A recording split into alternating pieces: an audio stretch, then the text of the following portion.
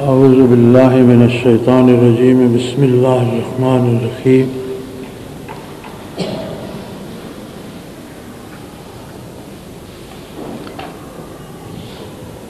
اللہ کریم نے دنیا کو بہت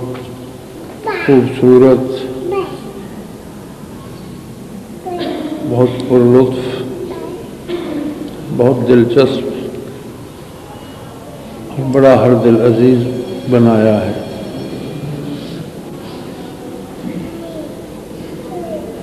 لیکن اس کی خصوصیت یہ ہے کہ یہ انسان کو اپنے آپ میں جذب کر لیتی ہے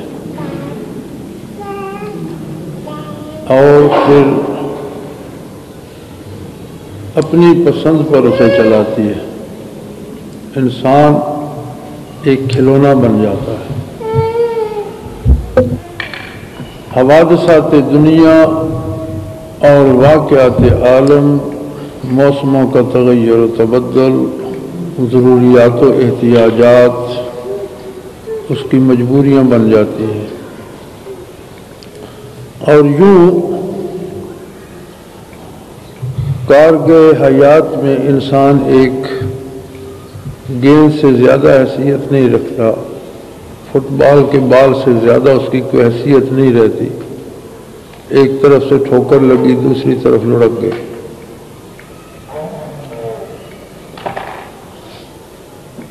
اس لیے کہ دنیا پر کوئی کسی انعام میں اللہ نے نہیں بھیجا، آزمائش میں بھیجا ہے، امتحان میں بھیجا ہے۔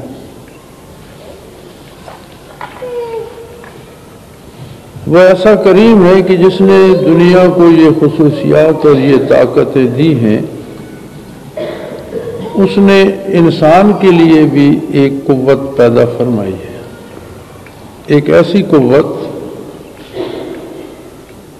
کہ اگر انسان وہ قوت حاصل کر لے تو دنیا میں وہ دنیا کے لیے کھلونا نہ بنے، بلکہ دنیا اس کے کہنے پر چلے، دنیا کا نظام اس کی رائے کے مطابق ہو، دنیا کے نشیب و فراز اسے مجبور نہ کریں، بلکہ دنیا کے نشیب و فراز کو وہ ہموار کر سکے۔ اور یہ قوت رب جلیل نے انبیاء علیہ السلام کے واسطے سے، ذریعے سے تقسیم فرمائی۔ دنیا پہ قدم رکھنے والا پہلا انسان خود اللہ کا نبی تھا، اور تب سے لے کر ہمیشہ جب بھی انسانیت مغلوب ہوئی، کمزور ہوئی،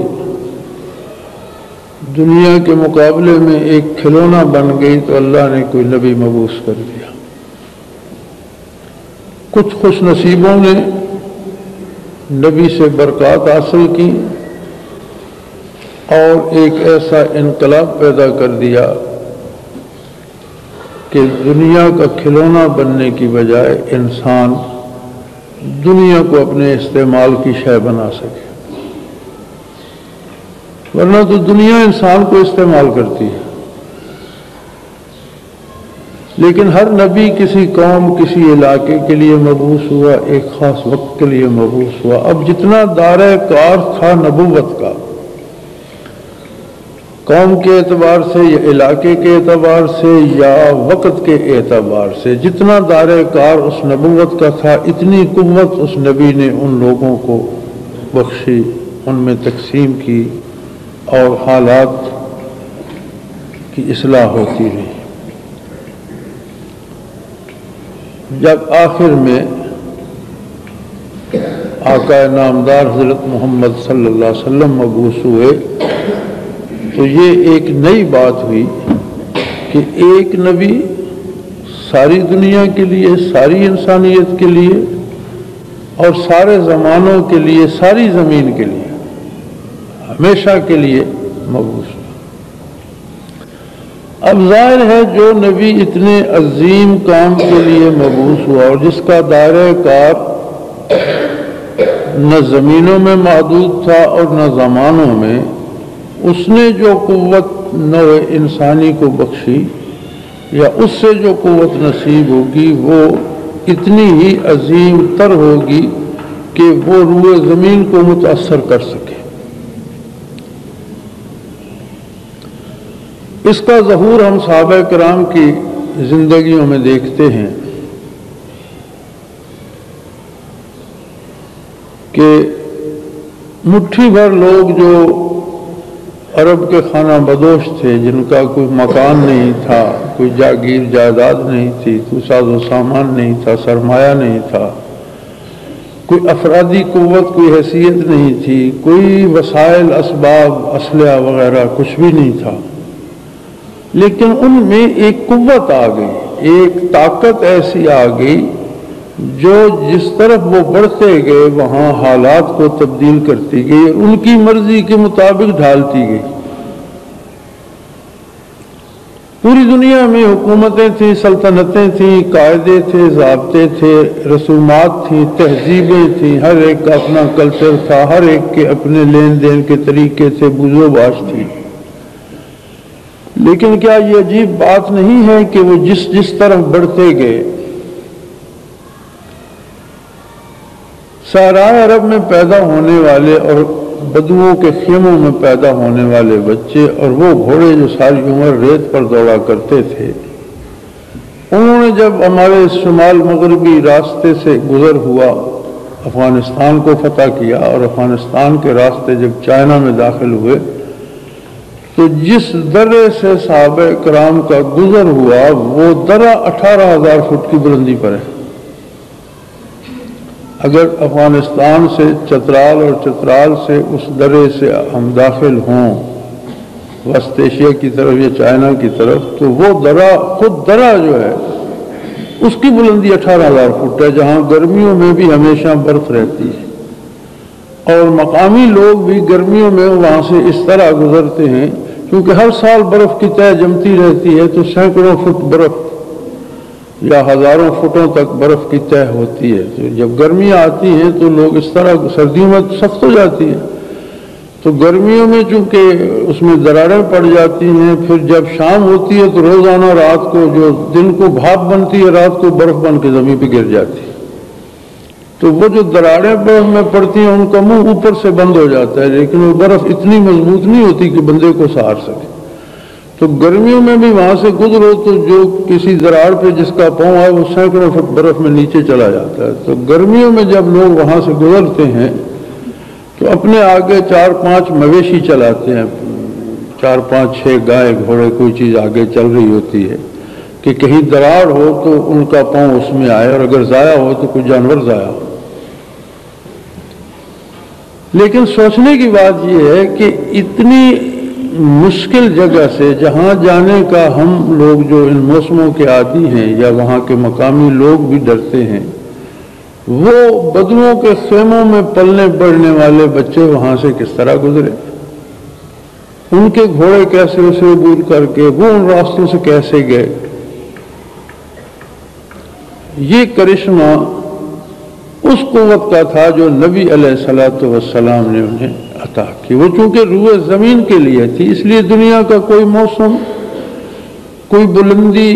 کسی صحرا کی وسعتیں، کسی سمندر کی گہرائی ان کو روک نہ سکی، چونکہ وہ ساری دنیا کے لیے تھی اور جہاں جتنی قوت چاہیے تھی وہاں اتنی قوت ان کے پاس تھی۔ تب سے لے کر اب تک اس بات پہ تاریخ گواہ ہے کہ ہمیشہ جب حالات بہت زیادہ بگڑے تو اسی امت میں سے اللہ نے کچھ ایسے لوگ پیدا کر دیے جنہیں پھر سے برکات نبوی نصیب ہوئی، وہ قوت نصیب ہوئی اور انہوں نے حالات کو سیدھے راستے پہ ڈال دیا۔ اس میں مسلمان بادشاہوں کے نام بھی آتے ہیں اور بادشاہ بھی محتاج ہیں مسلمان صوفیاء اور اہل اللہ کے، جنہوں نے انہیں یہ قوتیں اور ان قوتوں کی طرف توجہ دلائی اور ان حالات کو بدلنے کی طرف متوجہ کیا۔ وقت اپنی رفتار سے چل رہا ہے، یہ چلتا رہے گا، دنیا ہے، اس کے موسم بدلتے رہیں گے، لیکن دنیا اور دنیا کے حالات کبھی شکست خوردہ ہو کر بیٹھ نہیں رہتے ہیں۔ دنیا کا نظام ایسا ہے کہ اسے آپ ایک دفعہ فتح کر کے فارغ نہیں ہو سکتے۔ ہر صبح نئی جنگ ہوتی ہے، ہر شام نیا مقابلہ ہوتا ہے، ہر آن آدمی محاذ جنگ پر ہی رہتا ہے، ہر موقع پہ دنیا اپنی مانوانے کی کوشش کرتی ہے اور بندہ اپنی کرنے کی کوشش کرتا ہے، اور یہ مقابلہ جاری رہتا ہے۔ یہ کوئی ایک لمحے کی بات نہیں، کوئی ایک شہر، ایک قریہ، ایک ملک، ایک قوم نہیں کہ آپ نے فتح کر لی اور طے کر دیا، اب وہ مجبور ہو گئے، آپ بادشاہ بن گئے، ایسی بات نہیں ہے۔ یہ مقابلہ جاری رہتا ہے اور یہی امتحان ہے۔ بدنصیبی یہ ہے کہ ہم وہ خوش قسمت لوگ ہیں جنہیں نبی علیہ الصلوۃ والسلام کا دامن نصیب ہوا، لیکن ہم نے رسماً تو دامان نبوت کو تھاما اور دل ہمارے دنیا میں غرق ہو گئے۔ بدن پر تو ہم نے لباس مسلمانوں جیسا پہن لیا، داڑھیاں رکھ لی، اذانیں کہیں، نماز پڑھ لی، تبلیغ کی، تقریر کر لی، لیکن یہ قوت تو ظاہر سے تو اس کا وہ نسبت نہیں ہے کہ ظاہر میں آ جائے۔ ظاہر تو ایک چھلکا ہوتا ہے، جس طرح اخروٹ کا چھلکا ہوتا ہے، بادام کا چھلکا ہوتا ہے۔ یہ ظاہر جو ہے یہ تو ایک باطن کے تحفظ کا ایک چھلکا ہے، ایک کور ہے۔ اصل چیز یا مغز یا گرید اس کے اندر ہوتی ہے۔ ہم نے کتنے آپ نے بادام دیکھے ہوں گے کہ چھلکا مضبوط ہے، توڑو تو اندر سے گری مری ہوئی نکلتی ہے۔ تو جب وہ نسبت دل سے پیوست نہ ہوئی تو وہی اس مری ہوئی گری والے بادام کا حال بن گیا کہ ظاہر بڑا مومنانہ، بڑا مضبوط، حلیہ بڑا صحیح، باتیں بڑی اچھی، لیکن اندر وہ قوت نہیں ہے کہ کوئی تبدیلی لا سکے، جس کا نتیجہ یہ ہوا کہ ہم خود دنیا کے لیے ایک کھلونا بنے۔ اب کیسی عجیب بات ہے کہ دنیا کا کافر خود تو دنیا کے لیے کھلونا ہے اور مسلمانوں کو اپنے لیے کھلونا سمجھتا ہے۔ دنیا کا غیر مسلم جو ہے وہ خود تو دنیا کے ہاتھوں میں کھلونا ہے، حالات عالم کے ہاتھوں میں کھلونا ہے، واقعات عالم کے ہاتھوں میں کھلونا ہے، اپنی خواہشات کے ہاتھوں میں کھلونا ہے، اور روز نت نئی ذلتوں سے دوچار ہو رہا ہے، لیکن مسلمانوں کو اس نے اپنے لیے کھلونا بنا لیا ہے۔ تو ہمیں سوچنا یہ ہوگا کہ یہ جو کچھ ہو رہا ہے، کیا ہم اپنی مسلمانی پہ مطمئن ہیں؟ کیا یہی مسلمانی ہے؟ مسلمان تو وہ قوم ہے جس نے کافر کی بیٹی کی عزت کو بھی تحفظ دیا، کافر کی آبرو کو بھی تحفظ دیا، کافر کی جان مال کو بھی تحفظ دیا۔ آج اپنی جان کے لیے امان کی بھیک چاہتا ہے، کیسی عجیب بات ہے۔ کیوں؟ اس لیے کہ بظاہر حلیے میں زبانی تو ہمارا تعلق اسلام سے، نبی کریم صلی اللہ علیہ وسلم سے، اللہ سے، اللہ کی کتاب سے، اللہ کے دین سے ہے، لیکن اندر سے ہم خالی ہو۔ دل میں اللہ نہیں بستا، دل میں نبی کی برکات نہیں ہے، دل میں کتاب اللہ کا نور نہیں ہے، دل دنیا کی محبت سے لبریز ہے، اور دل دنیا کے لیے کھلونا بنا۔ تو بدن جو ہوتا ہے یا اعضاء و جوارے جو ہوتے ہیں، میڈیکلی بھی انہیں دماغ کنٹرول کرتا ہے، دماغ حکم دیتا ہے حرکت کرنے کا، ہاتھ کو، پاؤں کو، بدن کے پٹھوں کو، رگوں کو، لیکن دماغ کو بھی دل کنٹرول کرتا ہے۔ جو دل چاہتا ہے دماغ وہی حکم دیتا ہے، جس کے لیے دل نہیں چاہتا وہ حکم دماغ بھی نہیں دیتا۔ تو جب دل دنیا میں ہوگا تو نمازیں بھی دنیا داری بن جائیں گی، اور ہم بجائے اس کے کہ دنیا کو بدلیں ہم خود بدلنا شروع ہو جائیں گے۔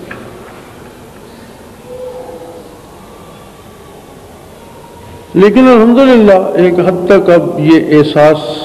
مسلمانوں میں پھر پیدا ہو رہا ہے، اور وہ ہمارا کمال نہیں ہے، وہ نظام ہے رب العالمین کا، جو کہ آخری نبوت ہے، آخری کتاب ہے، اسے ہمیشہ رہنا ہے۔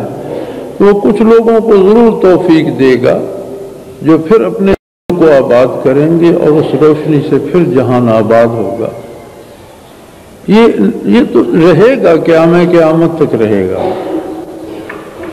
کیونکہ کوئی نیا نبی مبعوث نہیں ہوگا، کوئی نئی کتاب نہیں آئے گی۔ تو پہلے بھی جتنے نبی آئے ایک قاعدہ رہا ہے کہ نئی شریعت تب آتی ہے جب اگلی شریعت کا نام و نشان ختم ہو جاتا ہے۔ نبی علیہ السلام کی بعثت سے پہلے عیسیٰ علیہ السلام کی تعلیمات کا چراغ گل ہو چکا تھا۔ یہ ایک عجیب نظام ہے۔ تو نئی نبوت کی ضرورت تبھی پیش نہیں آئے گی جب اس نبوت کی برکات زمین پر موجود رہیں گی، کیونکہ اللہ نے بتا دیا کہ نئی نبوت نہیں آئے گی، تو اس کا مطلب ہے کہ اس کی ضرورت ہی پیدا نہیں ہوگی۔ اسی نبی کی اور اسی نبوت کی اور اسی دین کی برکات زمین پر ہمیشہ رہیں گی۔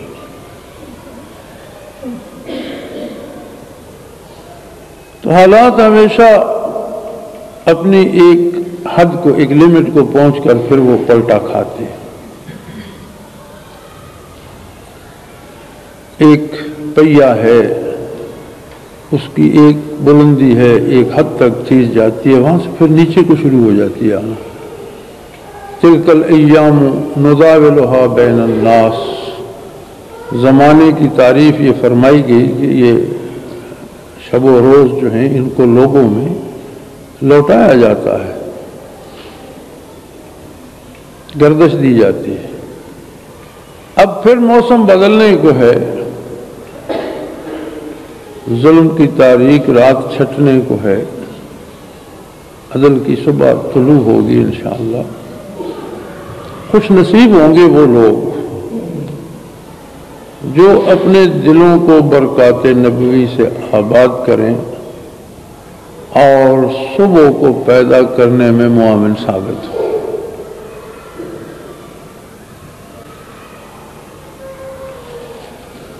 بہت سے ترک جنگ آزادی میں شہید ہوئے، تو علامہ مرحوم نے کہا تھا کہ اگر عثمانیوں پر کوہ غم ٹوٹا تو کیا غم ہے کہ خون 100,000 انجم سے ہوتی ہے سحر پیدا، کہ لاکھوں ستارے ڈوبتے ہیں تو صبح طلوع ہوتی ہے۔ ایک چھوٹی سی بات اور میں عرض کرنا چاہوں گا، اور وہ یہ کہ رواج یہ ہو گیا ہے کہ ہم اپنے آپ پر نظر رکھنے کی بجائے دوسروں پہ رکھتے ہیں، اور دوسروں میں بھی محاسن کی بجائے، اچھائیوں کی بجائے برائیاں تلاش کرنے۔ ہر ایک کا معاملہ رب العالمین کے ساتھ ہے، کون اچھا ہے کون برا ہے، اس کے لیے اللہ نے نہ مجھے جج بنایا ہے نہ آپ کو۔ اپنی کوشش، اپنی محنت تعمیری کام پہ رکھے۔ ہمارا جو کام ہے اللہ کے لیے بندوں کو اللہ کا راستہ بتانا، اس میں یہ شرط نہیں ہے کہ نیکوں کو بتایا جائے، بلکہ خطا کاروں کو اس کی ضرورت زیادہ ہے، اور غیر مسلم اس سے بھی زیادہ مستحق ہے کہ وہ بہت دور ہے۔ انسان تو وہ بھی ہے، نبی علیہ السلام اس کے لیے بھی مبعوث ہوئے ہیں، نجات کا راستہ اس کے لیے بھی اسلام ہی ہے۔ تو ہماری تو یہ مجبوری ہے کہ ہم اپنا دروازہ کسی کے لیے بند نہیں کر سکتے، اس لیے کہ یہ نیک نہیں ہے۔ سارے نیک ہیں، سارے اللہ کے بندے ہیں، اور کسی نیک کو گناہگار ہوتے ہوئے کوئی صدیاں نہیں لگتی، اور کسی گناہگار کو توبہ کرنے کے لیے کوئی صدیوں کی ضرورت نہیں ہوتی۔ تو بجائے تنقید کے دعا کا پہلو اختیار کیجئے کسی میں دیکھنی ہے تو کوئی خوبی دیکھیے جو اپنائی جا سکے، کسی میں کوئی خامی نظر آئے تو اس کے لیے دعا کیجیے، اور دعا نہیں کر سکتے تو کم از کم اسے چھیڑیے نہیں، نظر انداز کر دیجیے، تو آپ دیکھیں گے کہ بہت سا درد سر کم ہو جائے گا۔ ہمارے گھروں میں بھی یہی عالم ہے، بھائی بھائی کے لیے، ساس بہو کے لیے، بہو ساس کے لیے، نند بھاوج کے لیے، بھاوج نند کے لیے وہ خرابی اور کمزوری تلاش کرتے ہیں۔ حالانکہ تلاش کرنے کی بات یہ ہے کہ اس میں کوئی اچھائی بھی ہے، اگر اس میں بھی کوئی اچھائی ہے تو وہ ہمیں بھی اپنانی چاہیے۔ تو اگر ہم پہلی بات تو یہ ہے کہ ہر ایک کو اس کے حال پہ چھوڑ دیں، لیکن دیکھنا ہی چاہیں تو کسی میں کوئی اچھی بات دیکھیں اور اسے اپنانا چاہیں، اور اگر دوسرے میں اچھی بات نہیں ہے تو ہم اپنی اچھی عادت تو کم از کم نہ چھوڑیں، اپنا جو بیہیویئر ہے وہ تو اچھا رکھیں۔ اگر دوسرا بھی خراب ہے، ہم بھی خراب ہی ہو گئے تو پھر فرق کیا رہا، تو بات برابر ہو گئی۔ تو اگر اسلام کا یہ اصول ہم اپنا لیں تو جماعت میں بھی جھگڑے نہ ہوں، گھروں میں بھی بہت سے جھگڑے کم ہو جائیں، اور ہماری بہت سی ٹینشن اور بہت سی بیماریوں کا سبب جو ہے نا، آج کل آپ کو یہ جو کینسر کا عام وبا نظر آ رہا ہے یا دل کے امراض جو زیادہ ہو رہے ہیں، تو ان کا ایک بہت بڑا سبب یہ ٹینشن بھی ہے، جو ہر وقت ہم غصے میں رہتے ہیں بلا وجہ، دوسرے کی کمزوریوں پر، دوسرے کی باتوں پر، دوسرے کے حالات پر ہم ٹینشن لیتے ہیں، جو وہ بڑی بیماریاں بھی پیدا کرتا ہے۔ صحت مند رہنے کے لیے بھی فارغ رکھنا چاہیے ذہن کو، اسے ہر وقت غصے میں بھرے نہیں رکھنا چاہیے۔ اور جماعتی نظام میں بھی یہ اصول ہوتا ہے کہ ہم کسی کے جج نہیں ہیں، ہم سب ایک دوسرے کے دوست ہیں، ساتھی ہیں، ہو سکے تو کسی کی بہتری کیجیے،